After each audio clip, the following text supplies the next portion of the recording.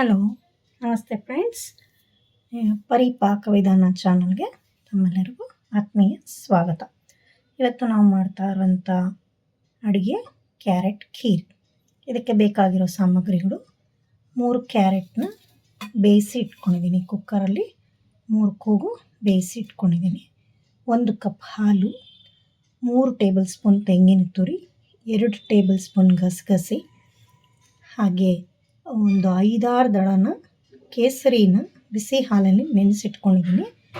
ಇದಕ್ಕೆ ನಾನು ಸಕ್ಕರೆ ಬಳಸ್ತಾ ಇಲ್ಲ, ಆರ್ಗ್ಯಾನಿಕ್ ಬೆಲ್ಲ ಬಳಸ್ತಾ ಇದ್ದೀನಿ.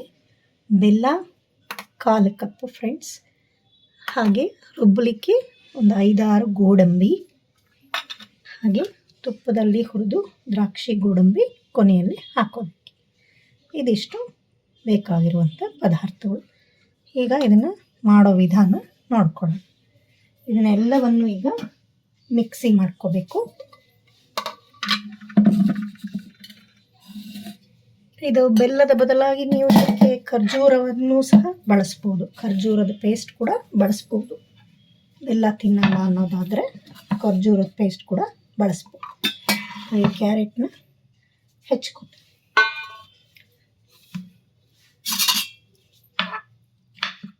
ಅದು ಮಕ್ಕಳಿಗೆ ತುಂಬ ಆರೋಗ್ಯಕ್ಕೆ ಒಳ್ಳೆಯದು. ಮಕ್ಕಳು ಕ್ಯಾರೆಟೇ ತಿನ್ನಲ್ಲ ಅನ್ನೋ ಮಕ್ಕಳಿಗೆ ಖಂಡಿತ ಮಾಡಿಕೊಡ್ಬೋದು. ಕ್ಯಾರೆಟು, ಹಾಗೆ ನಾವು ಇಟ್ಕೊಂಡಿರುವಂಥ ಗೋಡಂಬಿ, ಗಸಗಸೆ, ಹಾಗೆ ತೆಂಗಿನ ತುರಿ,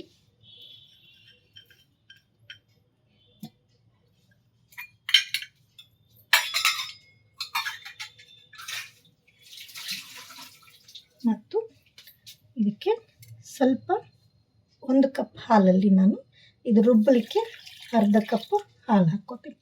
ಹಾಲಲ್ಲೇ ರುಬ್ಬಿದ್ರೆ ಇದು ರುಚಿ ತುಂಬ ಚೆನ್ನಾಗಿರುತ್ತೆ. ಈಗ ಇದನ್ನು ಮಿಕ್ಸಿ ಮಾಡ್ಕೊಂಬರೋಣ. ಇದು ನುಣ್ಣಗೆ ರುಬ್ಕೊಬರ್ಬೇಕು.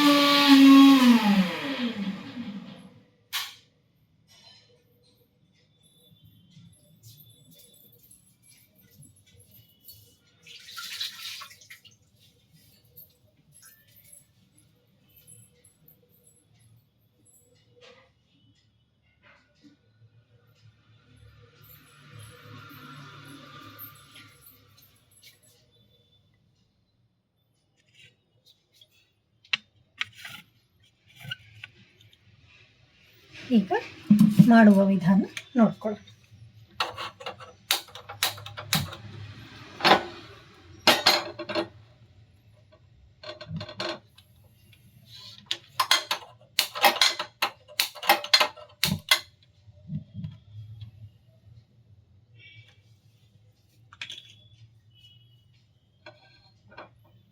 ಈಗ ಮೊದಲಿಗೆ ನಾವಿಟ್ಕೊಂಡಂಥ ಬೆಲ್ಲವನ್ನು ಕರಗಿಸ್ಕೊಳ್ಳೋಣ. ಬೆಲ್ಲ ಹಾಕಿ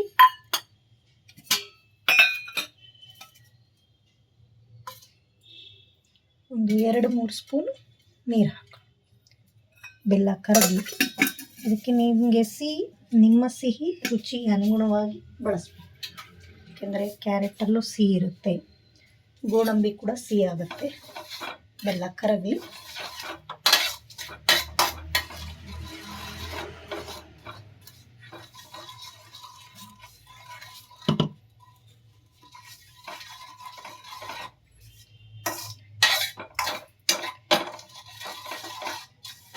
ಎಲ್ಲ ಕರಗಿದ ನಂತರ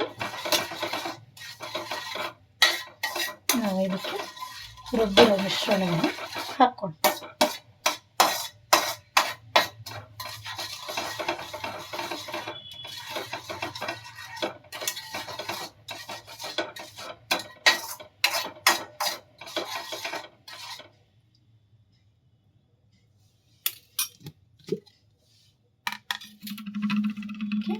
ರುಬ್ಬಿರೋ ಮಿಶ್ರಣವನ್ನು ಈ ಥರ ನುಣ್ಣಗೆ ರುಬ್ಕೋಬೇಕು.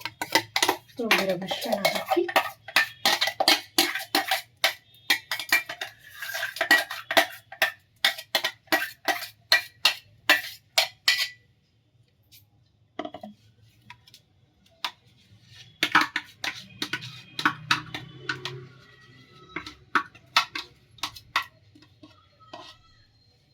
ಮಿಕ್ಸಿ ಜಾರಿಗೆ ಸ್ವಲ್ಪ ಹಾಲು ಉಳಿಸಿಟ್ಟಿದ್ನಲ್ಲ ಇದನ್ನು ಹಾಕ್ಕೋತಾ ಇದ್ದೀನಿ.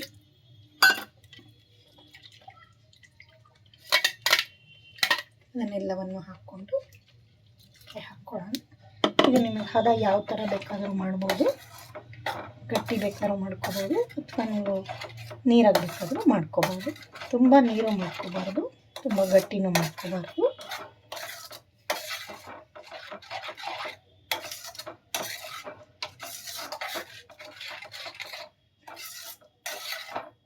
ಇಲ್ಲಿ ಇನ್ನೂ ಅರ್ಧ ಕಪ್ ಹಾಲು ಬೇಕಾಗಿದೆ, ಮತ್ತೆ ನಾನು ಹಾಕ್ಕೋತಾ ಇದ್ದೀನಿ ಫ್ರೆಂಡ್ಸ್.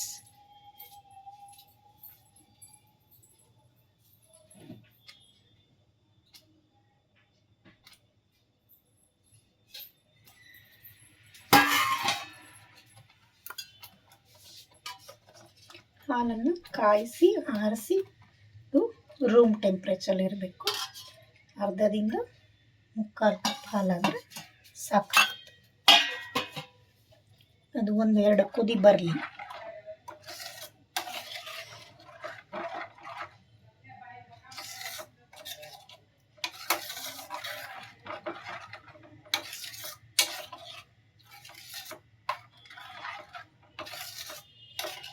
ಇದನ್ನು ತಳ ಹತ್ತಕ್ಕೆ ಗೋಡಂಬಿ ಗಸಗಸೆ ಹಾಕಿರೋದ್ರಿಂದ ನೀವು ಮಗಿಸ್ತಾ ಇರಬೇಕು, ಹಾಗೆ ಬಿಟ್ಟರೆ ತಳ ಹತ್ತತ್ತೆ. ಈಗ ಕೇಸರಿ ಮಿಶ್ರ ಮಾಡ್ಕೊಂಡಿದ್ವಲ್ಲ ಹಾಲು, ಅದನ್ನು ಹಾಕ್ತಾ ಇದ್ದೀನಿ. ಇದರಿಂದ ನಿಮಗೆ ಒಂದು ರೀತಿ ಸುವಾಸನೆ ಬರುತ್ತೆ, ರುಚಿನೂ ಚೆನ್ನಾಗಿರುತ್ತೆ. ಈಗ ಮತ್ತೆ ದ್ರಾಕ್ಷಿ ಗೋಡಂಬಿ ತುಪ್ಪದಲ್ಲಿ ಸ್ವಲ್ಪ ಹೊತ್ತು ಹಾಕಿ. ಹೆಚ್ಚಿಗೆ ತುಪ್ಪ ಬೇಕಾಗಿಲ್ಲ, ಸಕ್ಕರೆ ಬೇಕಾಗಿಲ್ಲ.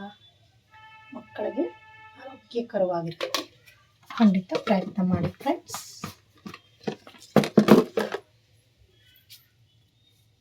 ಮೊದಲಿಗೆ ಗೋಡಂಬಿ ಹಾಕ್ತಾ ಇದ್ದೀನಿ.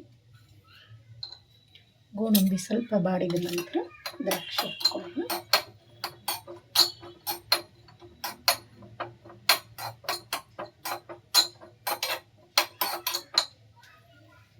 ಯಾವುದೇ ಕಾರಣಕ್ಕೂ ತಳ ಹತ್ತಿಸಬಾರ್ದು, ತಳ ಹತ್ತಿದ್ರೆ ರುಚಿ ಕೆಟ್ಟೋಗುತ್ತೆ.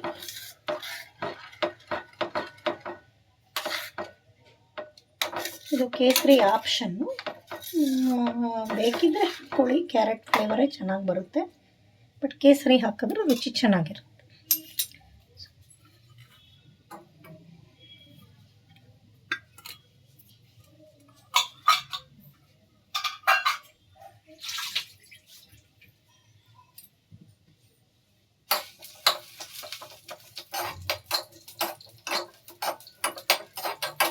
ಕುದಿ ಬರ್ತಾ ಇದೆ ನನಗೆ. ಇಷ್ಟು ಬಂದು ಸಾಕು ನೋಡಿ. ಈ ಹದಕ್ಕೆ ಬರಬೇಕು. ಆರಿದ ನಂತರ ಮತ್ತೆ ಗಟ್ಟಿಯಾಗುತ್ತೆ. ಈಗ ಸ್ಟವ್ ಆಫ್ ಮಾಡ್ಕೊಳ್ಳೋಣ.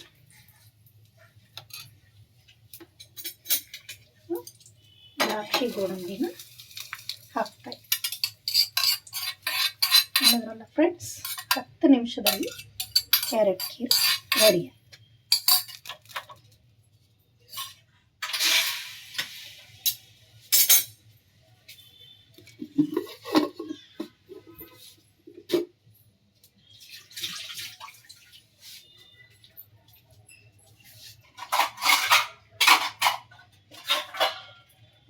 ಬಹಳ ರುಚಿಯಾಗಿರುತ್ತೆ.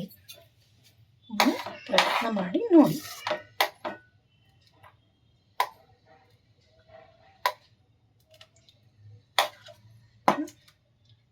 ಸರ್ವಿಂಗ್ ಬೌಲ್ಗೆ ಹಾಕೋತಾ ಇದ್ದೀನಿ ಫ್ರೆಂಡ್ಸ್.